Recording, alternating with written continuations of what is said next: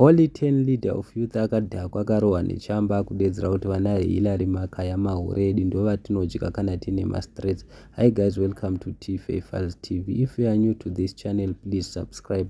But if you are a returning subscriber, welcome back.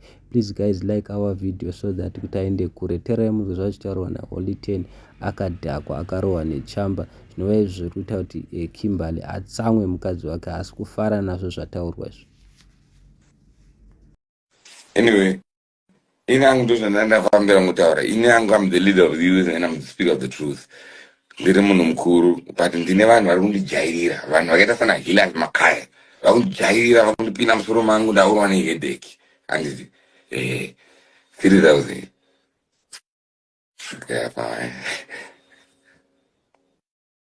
unozadaenda kwanza wana audience yakadai 3000 ndotaura zvine musoro.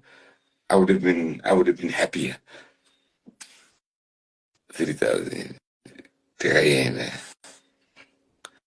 aya ndo anonzi mahure edu aya ana Hillary Makaya kare maziziya, and I'm telling you from the horse mouth, mahure edu aya matazi waida seko hoyo mangu dauda kutadzirwa nemahure, chamahure ada kutidhisa isusu hadzichiko warina seko sa mahure akauya padhee pangu ndichakuudza sa ndikutorwadziwa bro. Vakauya padhee pangu bro. Vatione uri mukuru haufaniri kuitwa iyo.